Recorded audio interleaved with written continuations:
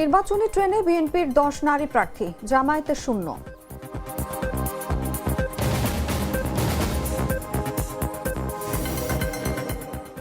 গঠনতন্ত্র অনুযায়ী ভারপ্রাপ্ত থেকে স্বয়ংক্রিয় দায়িত্বে তারেক রহমান এখন বিএনপির চেয়ারম্যান, আসতে পারে ঘোষণা। ভোটারের তথ্য ভ্রষ্টের কারণে মনোনয়ন বাতিল, আপিলের ঘোষণা দিলেন তাসনিম জারা।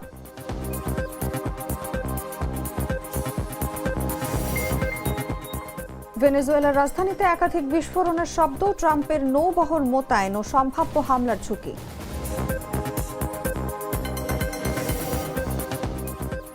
এবং রাজনৈতিক ও ধর্মীয় হুমকিতে মোস্তাফিজকে বাদ দিতে কলকাতাকে বিসিসিআই এর নির্দেশ।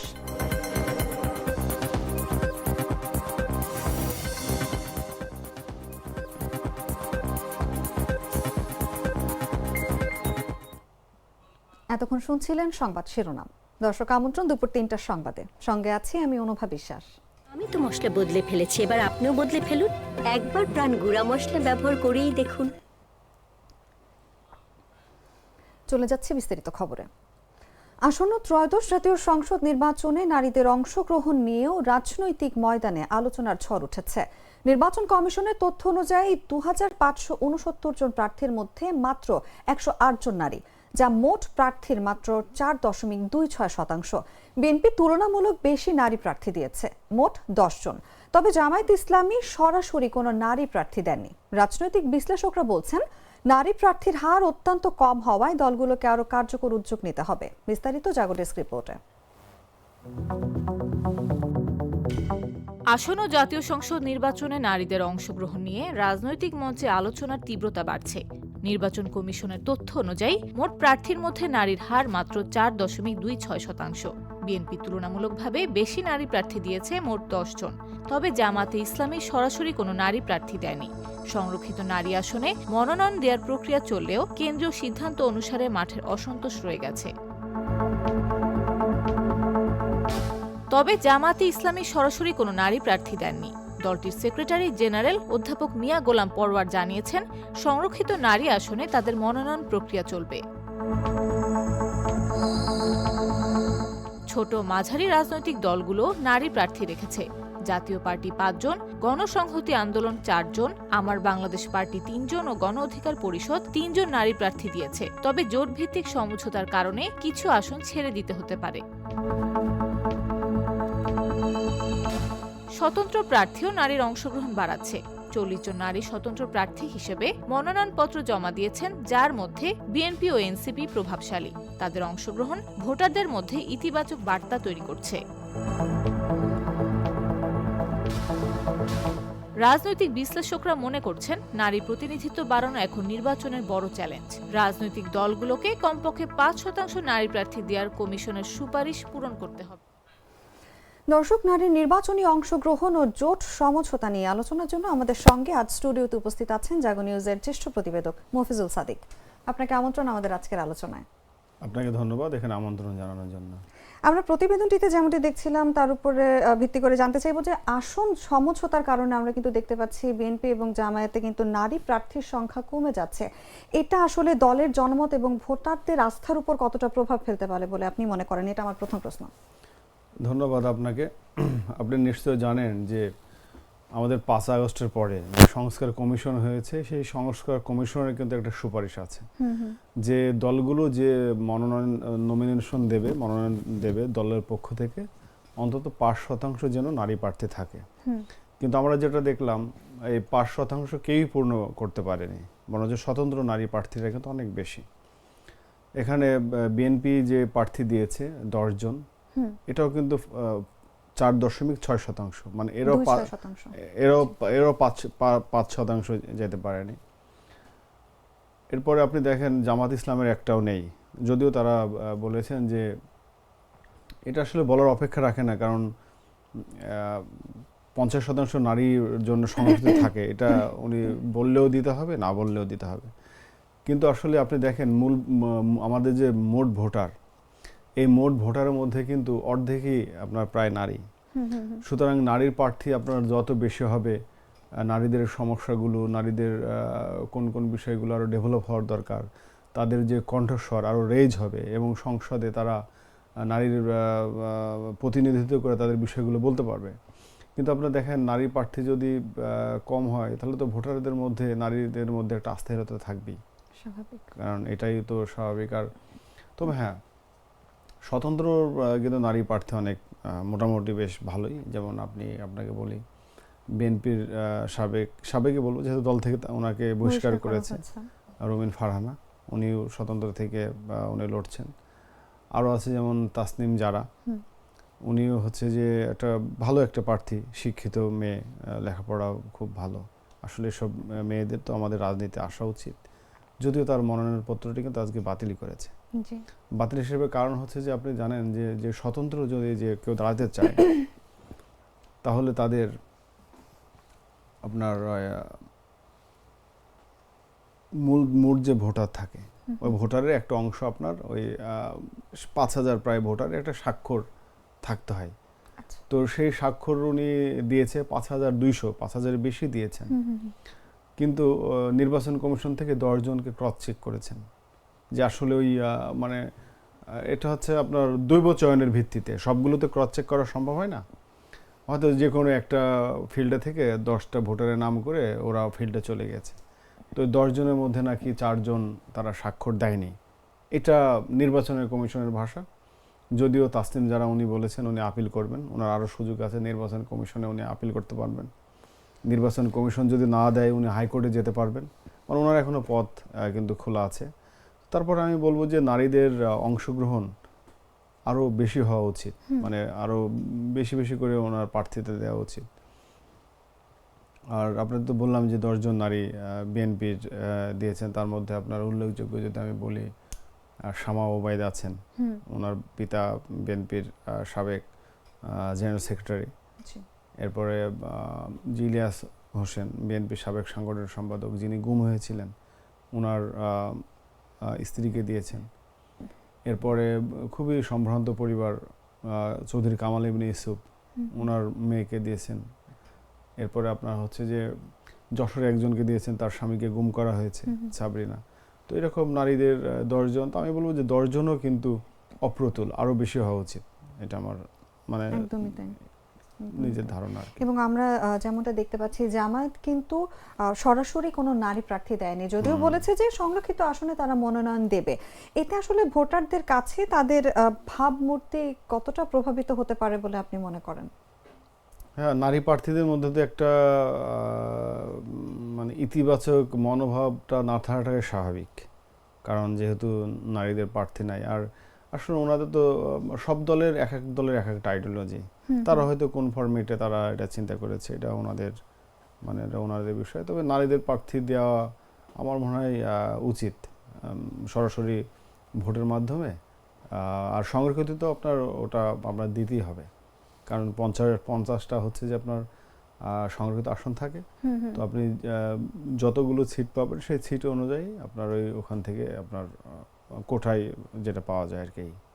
একদমই তাই। কিন্তু নির্বাচনের সমঝোতার ফলে যে নারীদের অংশগ্রহণের হার কিন্তু ব্যাপক অংশে কমে গেছে, এবং এটা নিয়ে কিন্তু রাজনৈতিক বিশ্লেষকরা আমরা যেমনটা জানি বেশ উদ্বিগ্ন। আপনি কি মনে করেন এই ধরনের সংকট মোকাবিলায় কি ধরনের ব্যবস্থা গ্রহণ করা যেতে পারে? হ্যাঁ, সমঝোতার কারণে কমেছে। যেমন আপনাকে বলি রুমিন ফারহানা, যার কাছে বললাম, উনি কিন্তু সাবেক সংসদ সদস্য সংরক্ষিত। উনি আবার সরাসরি ভোট করতে চেয়েছিলেন, এবং উনি যে ব্রাহ্মণবাড়িয়া থেকে ভোট করতে চেয়েছিলেন ওখানে জোটের আরেকজনকে দেওয়া হয়েছে। তবে জোটের অন্যজনকে না দেওয়া হলে ওনাকে দেওয়া হতো। তো অবশ্যই মানে ওনাদের ক্যালকুলেশন, দলগুলোর এই ক্যালকুলেশনের কারণে নারীদের একটা যে আপনার অংশগ্রহণ বা নারীদের এটা কমেছে। তো এটা ভোটে অবশ্যই নেতিবাচক একটা প্রভাব পড়বে, কারণ মোট যে ভোটার বাংলাদেশের 12 কোটি সামথিং, তার মধ্যে প্রায় অর্ধেকই কিন্তু নারী। সুতরাং একটা নেতিবাচক প্রভাব পড়বে। একদম তাই। এবার একটু আমি যদি পোস্টাল ব্যালট নিয়ে কথা বলতে চাই, পোস্টাল ব্যালটে কিন্তু আমরা যেমনটা জানি যে নিবন্ধনের সংখ্যা 12 লাখ ছাড়িয়েছে এবং যেটা দেখা যাচ্ছে সবচেয়ে বেশি সৌদি প্রবাসীরা নিবন্ধন করেছেন। এই যে প্রবাসীদের অংশগ্রহণ কি নির্বাচনের ফলে কোনো প্রভাব ফেলতে পারে? এবং আমি আরেকটু জানতে চাইবো যে পোস্টাল ব্যালটে কিন্তু নারী ভোটারের সংখ্যা মানে নিবন্ধনের সংখ্যা অনেকাংশে কম, এটা নিয়ে আপনি কি বলতে চান? ধন্যবাদ আপনাকে। আসলে পোস্টাল ব্যালটকে আমরা কিন্তু ইতিবাচক হিসেবে দেখছি, কারণ এবারই প্রথম এই বড় পরিসরে পোস্টাল ব্যালটে ভোট হচ্ছে। আপনি দেখেন নানা কারণে কিন্তু অনেকেরই সশরীরে ভোট সেন্টারে যাওয়া সম্ভব হয় না। যেমন আপনার কথা বলি, আমার কথা বলি, আমরা গণমাধ্যমে চাকরি করি, আমাদেরও কিন্তু ওই ভোট সেন্টারে গিয়ে ভোট দেওয়া সম্ভব না। যদিও আমাদের সাংবাদিকদের প্রভিশনটা রাখে নাই, ইসি যদি রাখতো তাহলে ভালো হতো। তো দেখেন যারা প্রবাসী আছে তারা তো একটা ভোটের জন্য সৌদি আরব থেকে বাংলাদেশ আসবে না, আমেরিকা থেকে তারা বাংলাদেশ আসবে না। সুতরাং এই পোস্টাল ব্যালটটা নিঃসন্দেহে ভালো। আর আরেকটা বিষয় দেখেন যে যারা কয়েদি বা এটাকে আপনার বলে যে আইনি মানে বিচার, আইনিভাবে যাদের বিচার চলছে, যারা জেলখানায় আছেন, তো জেল আইনি হেফাজতে যারা আছেন, আমরা জেল না বলি এটাই বেটার হবে, আইনি হেফাজতে যারা আছেন, তো তাদের তো আর ওই অনুমতি নেই বাড়ি এসে ভোট দেওয়া। সুতরাং তারাও ভোট দিচ্ছেন এবার পোস্টাল ব্যালটে। এরপরে যারা সরকারি চাকরি করেন ওনারা তো মনে করেন যে ভোটের দিন নানা ব্যস্ত থাকে। যেমন হয়তো রংপুরের একটা ডিসি, সে তো তার বাড়ি যদি মেহেরপুর হয়, সে তো রংপুর থেকে মেহেরপুরে যেতে পারবে না। সুতরাং সে পোস্টাল ব্যালটে ভোট দেওয়ার এবার সুযোগ পাচ্ছে। এটা অবশ্যই একটা ইতিবাচক, কারণ আমাদের সংবিধানে আছে যে নির্বাচন কমিশনকে অবশ্যই দেশের প্রত্যেকটা নাগরিকের ভোটাধিকার নিশ্চিত করতে হবে। কারণ ওনারা তো আমাদের দেশের নাগরিক, ওনারা হয়তো বিভিন্ন কারণে তারা প্রবাসে আসছে, আমাদের দেশে রেমিটেন্স দিচ্ছে, তারা তো রেমিটেন্স যোদ্ধা, তারা এত বড় অবদান রাখছে। তাদেরও অনেক দাবি দেওয়া ছিল, যে অনেক আছে যে 20 বছর ধরে হয়তো সৌদি আরব আছে কিন্তু একবারও ভোট দিতে পারেনি, তাদের একটা আক্ষেপের একটা জায়গা থাকে। তো যেভাবে হোক এবার এটা পূরণ করছে ইলেকশন কমিশন, এটা একটা ভালো দিক। কিন্তু আরেকটা বিষয় যে 12 লাখ, আরও তো 4-5 দিন আছে, হয়তো 15 লাখ হবে। কিন্তু আমার কথা যে এই পোস্টাল ব্যালট তারা নিবন্ধন করলো, এখন হয়তো তাদের কাজটা তারা করলো, ইলেকশন কমিশনও তাদের পোস্টাল ব্যালট পাঠাচ্ছে যারা যারা আবেদন করেছেন। সুতরাং কতটুকু মানে শেষ বেলায় কতটুকু বাস্তবায়ন হয়, কতটুকু কাস্টিং হয়, এটা দেখার বিষয়। কারণ এর আগে একবার স্বল্প পরিসরে হয়েছিল, কিন্তু কাস্টিং একদম খুবই কম, মানে 5%ও না। সুতরাং তখনই পূর্ণতা আসবে। 12 লাখের মধ্যে যদি একটা বড় একটা অংশ তারা ভোটাধিকার প্রয়োগ করতে পারে এবং সেটা আমাদের জাতীয় নির্বাচনে যে মূল স্রোতধারার ভোট, ওটার সাথে সংযুক্ত হয়ে তাদের ইচ্ছার প্রতিফলন ঘটতে পারে, তখন এটা পূর্ণতা আসবে। একদমই তাই। আপনাকে অসংখ্য ধন্যবাদ আমাদের সঙ্গে আজকের আলোচনায় যুক্ত থাকার জন্য। আপনাকে অনেক ধন্যবাদ। দর্শক, কথা বলছিলাম জাগো নিউজের রিপোর্টার রাকিব হাসানের সঙ্গে। এবার চলে যাচ্ছি অন্যান্য খবরে। আসন্ন ত্রয়োদশ জাতীয় সংসদ নির্বাচনে ঢাকা 13 এবং 15 আসনের মনোনয়নপত্র যাচাই বাছাইয়ের কার্যক্রম শেষ করেছে নির্বাচন কমিশন। রাজধানীর আগারগাঁওয়ের নির্বাচন কমিশনের ইটিআই ভবনে আসন দুটির যাচাই বাছাইয়ের পর রিটার্নিং কর্মকর্তা এবং ঢাকা অঞ্চলের আঞ্চলিক নির্বাচন কর্মকর্তা মোহাম্মদ ইউনুস আলী জানান, ঢাকা 13 আসনে খেলাফত মজলিসের আমির মাওলানা মামুনুল হক, বিএনপি মনোনীত প্রার্থী সহ 6 জনকে বৈধ এবং 5 জনের মনোনয়নপত্র বাতিল করা হয়েছে। আর ঢাকা 15 আসনে জামায়াত ইসলামীর আমির ডক্টর শফিকুর রহমান এবং বিএনপি মনোনীত প্রার্থী শফিকুল ইসলাম সহ 5 জনের মনোনয়ন বৈধ আর 3 জনের বাতিল সহ সংশোধনের অপেক্ষায় রয়েছে একটি।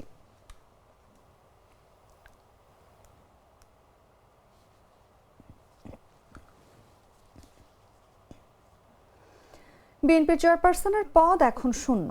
দলের গঠনতন্ত্র অনুযায়ী ভারপ্রাপ্ত চেয়ারম্যান তারেক রহমান স্বয়ংক্রিয়ভাবে দলের চেয়ারম্যানের দায়িত্ব গ্রহণ করেছেন, যদিও এখনও আনুষ্ঠানিক কোনো ঘোষণা আসেনি। চলমান কার্যক্রমে এই পদ ব্যবহৃত হচ্ছে না। 2018 সালের ফেব্রুয়ারি থেকে ভারপ্রাপ্ত চেয়ারম্যান হিসেবে দায়িত্ব পালন করছেন তারেক রহমান। খালেদা জিয়ার মৃত্যুর পর তিনি গঠনতন্ত্রের বিধান অনুযায়ী স্থায়ীভাবে বিএনপির চেয়ারম্যান। বিস্তারিত জাগো ডেস্ক রিপোর্টে।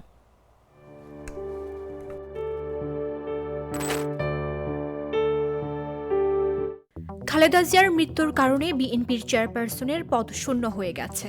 দলটির গঠনতন্ত্র অনুযায়ী ভারপ্রাপ্ত চেয়ারম্যান তারেক রহমান স্বয়ংক্রিয়ভাবে চেয়ারম্যানের দায়িত্বপ্রাপ্ত হয়েছেন। তবে দলটির পক্ষ থেকে এখনও আনুষ্ঠানিক ঘোষণা আসেনি। চলমান কার্যক্রমে এই পদও ব্যবহার করা হচ্ছে না। বিএনপির নীতি নির্ধারণী পর্যায়ের একাধিক নেতা বলছেন, গঠনতন্ত্র অনুযায়ী তারেক রহমানই এখন দলের চেয়ারম্যান। তবে কৌশলগত কারণে তা ঘোষণা করা হচ্ছে না। খালেদা জিয়ার মৃত্যুতে পুরো দেশ এখন শোকার্ত। দলীয়ভাবেও 7 দিনের শোক চলছে। এমন পরিস্থিতিতে স্থায়ী কমিটির আগামী সভায় এ বিষয়ে চূড়ান্ত ঘোষণা আসবে। বিএনপির প্রতিষ্ঠাতা জিয়াউর রহমানের মৃত্যুর পর খালেদা জিয়া দলটির হাল ধরেন। রাজনীতিতে যুক্ত হওয়ার 2.5 বছরের মধ্যে তিনি চেয়ারপারসন নির্বাচিত হন। সেই দায়িত্বের 41 বছর পূর্ণ হয় গত মে মাসে। এই দীর্ঘ সময়ে খালেদা জিয়ার নেতৃত্বে বিএনপি 3 বার বাংলাদেশের রাষ্ট্র ক্ষমতায় যায়।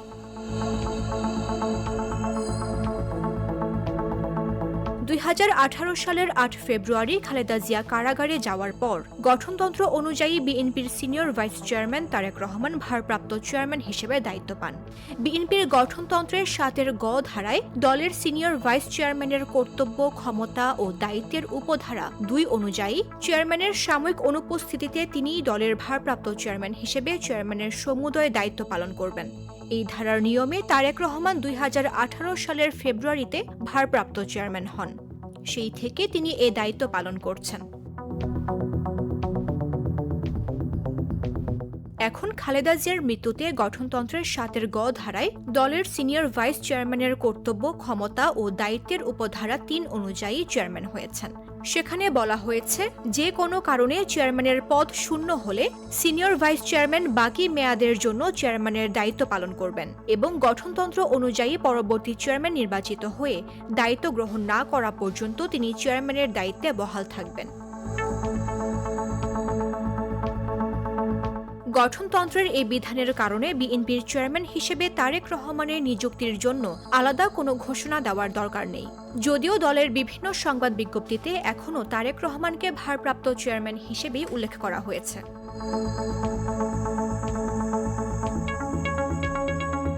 গণমাধ্যমে দেওয়া সাক্ষাৎকারে বিএনপির স্থায়ী কমিটির সদস্য ইকবাল হাসান মাহমুদ টুকু বলেন, খালেদা জিয়ার মৃত্যুতে শুধু বিএনপির নেতাকর্মী নয়, পুরো দেশ অভিভাবকহীনতায় আছে।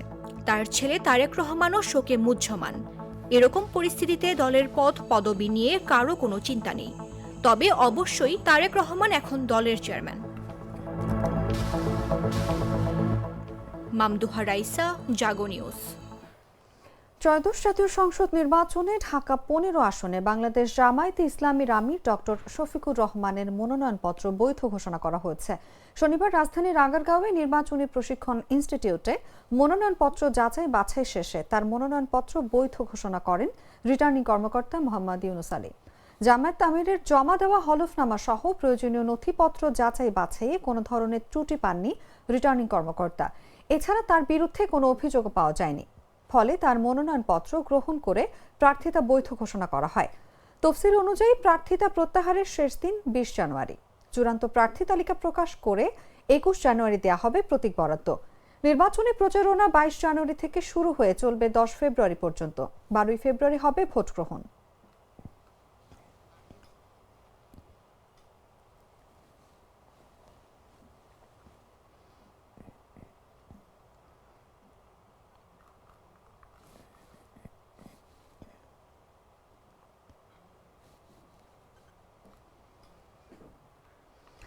ঢাকা 9 আসনের স্বতন্ত্র প্রার্থী ডক্টর তাসনিম জারার মনোনয়নপত্র বাতিল হয়েছে। শনিবার বেলা 11:30টার দিকে ঢাকা জেলা রিটার্নিং কর্মকর্তা তার মনোনয়ন বাতিল ঘোষণা করেন। পরে সাংবাদিকদের তাসনিম জারা বলেন, 2 জন ভোটারের তথ্যের কারণে এমনটি করা হয়েছে। কারণ তারা জানতেন না যে তারা ঢাকা 9 আসনের ভোটার নয় এবং ইসি তথ্য জানার কোনো উপায় রাখেনি। তবে তিনি আপিল করবেন। হলফনামার তথ্য থেকে জানা যায় ডক্টর তাসনিম জারা পেশায় একজন ডক্টর। চাকরি থেকে তার বার্ষিক আয় 7,13,333 টাকা। এছাড়া দেশের বাইরে তার আয় রয়েছে 3,200 ব্রিটিশ পাউন্ড।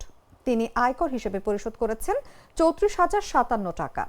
জাতীয় নাগরিক পার্টি থেকে সদ্য পদত্যাগ করা ডক্টর তাসনিম জারা আসন্ন জাতীয় সংসদ নির্বাচনে ঢাকা 9 আসন থেকে স্বতন্ত্র প্রার্থী হিসেবে প্রতিদ্বন্দ্বিতা করছেন। 2 জনের ক্ষেত্রে তারা দেখেছেন তারা ঢাকা 9 এর ভোটার না। প্রাণ কফি ক্যান্ডি, কররা কফি, কঠিন স্বাদে হাইকে বলো বাই। সুশাসনের জন্য নাগরিকের সম্পাদক ডক্টর বদিউল আলম মজুমদার বলেন, আমরা চাই গণতান্ত্রিক উত্তরণ, অর্থাৎ গণতান্ত্রিক প্রাতিষ্ঠানিকরণ। প্রতিবার যেন সুষ্ঠু নির্বাচন হয়, কাঠামোগত সংস্কার যেগুলোতে ভিত্তিতে গণভোট হবে সেসব বিষয়ে রাজনৈতিক দলগুলোর সুস্পষ্ট অবস্থান চাই। শনিবার সকালে জাতীয় প্রেস ক্লাবে গণ অভ্যুত্থানের আকাঙ্ক্ষায় কেমন নির্বাচনী ইশতেহার চাই শীর্ষক সংবাদ সম্মেলনে তিনি এসব কথা বলেন। আমরা অবশ্যই সুষ্ঠু নিরপেক্ষ নির্বাচন চাই। আমরা যে আগামী ফেব্রুয়ারি 12 তারিখে যে নির্বাচন হবে, আমরা আশা করি যে এটা গ্রহণযোগ্য নির্বাচন হবে, কিন্তু এটাই যথেষ্ট নয়। আমরা চাই গণতান্ত্রিক উত্তরণ, অর্থাৎ গণতন্ত্রের প্রাতিষ্ঠানিকরণ। প্রতিবারে যেন সুষ্ঠু নির্বাচন হয়, এই জন্যই কতগুলো কাঠামোগত সংস্কার যেগুলোর ভিত্তিতে গণভোট হবে সেই ব্যাপারে আমরা আমাদের রাজনৈতিক দলগুলোর সুস্পষ্ট অবস্থান চাই। তারা এই কাঠামোগত সংস্কারের হ্যাঁ ভোটের পক্ষে না ভোটের পক্ষে আমরা নাগরিকরা যেন জানতে পারে সুস্পষ্টভাবে। যদিও তারা অঙ্গীকার করেছে যে জুলাই জাতীয় সনদে তারা অঙ্গীকার করেছে এগুলো বাস্তবায়ন করবে, কিন্তু আমরা তাদের ইশতেহারে এটা যেন সুস্পষ্ট লিপিবদ্ধ থাকে তা দেখতে চাই। বাছাইকৃত লাল সরিষার দানা থেকে তৈরি হয় প্রাণ সরিষার তেল, আসল ঝাঁঝে আসল স্বাদে। জানাবো আন্তর্জাতিক সংবাদ।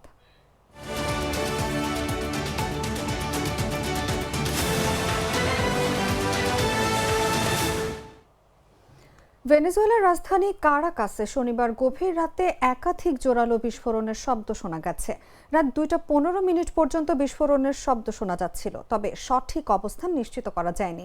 এই ঘটনায় সতর্কতা আরও বাড়ে, কারণ এর আগে যুক্তরাষ্ট্রের প্রেসিডেন্ট ডোনাল্ড ট্রাম্প ক্যারিবীয় অঞ্চলে নৌবহর মোতায়েন করেছেন এবং ভেনেজুয়েলার বিরুদ্ধে স্থলভিত্তিক হামলার সম্ভাবনা উপস্থাপন করেছেন।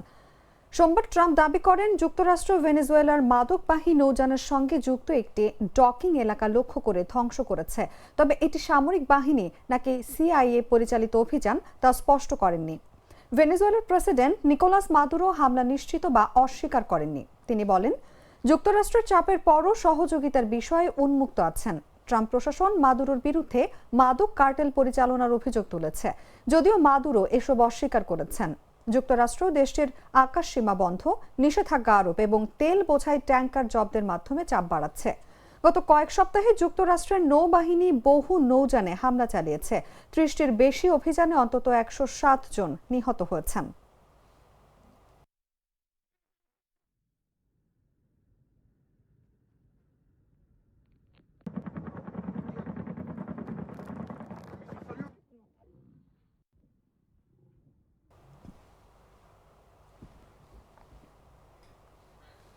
সংবাদ শেষ করব খেলার খবর জানিয়ে।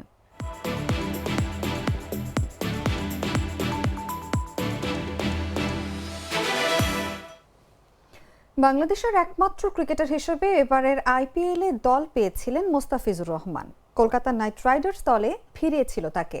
2016 সাল থেকে নিয়মিত আইপিএল খেলা মোস্তাফিজকে স্কোয়াড থেকে বাদ দেওয়ার জন্য কলকাতাকে নির্দেশ দিয়েছে board of control for cricket India. বেশ কয়েকদিন ধরেই এই নিয়ে গুঞ্জন চলছিল। ভারতের উগ্র কয়েকজন নেতা কর্মী পিচ নষ্টের হুমকি দিয়েছেন, তাতে মোস্তাফিজের আইপিএলে খেলা নিয়ে শঙ্কা তৈরি হয়।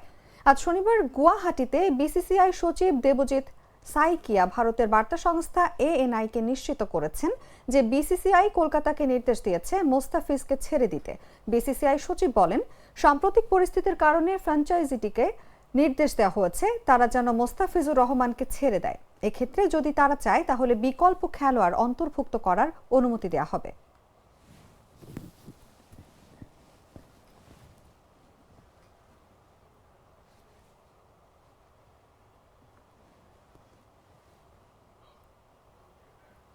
সংবাদ শেষ করার আগে শিরোনামগুলো জানিয়ে দিচ্ছি আরো একবার।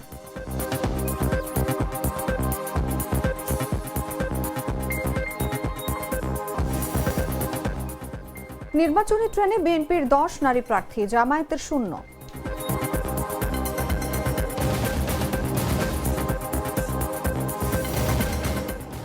গঠনতন্ত্র অনুযায়ী ভারপ্রাপ্ত থেকে স্বয়ংক্রিয় দায়িত্বে তারেক রহমান এখন বিএনপির চেয়ারম্যান, আসতে পারে ঘোষণা।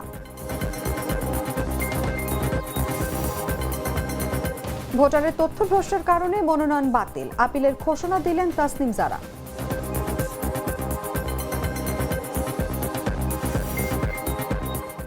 ভেনেজুয়েলার রাজধানীতে একাধিক বিস্ফোরণের শব্দ, ট্রাম্পের নৌবহর মোতায়েন ও সম্ভাব্য হামলার ঝুঁকি।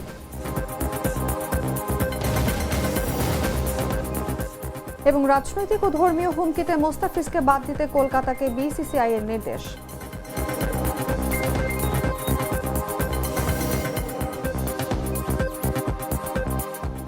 দর্শক, এই ছিল এখনকার মতো।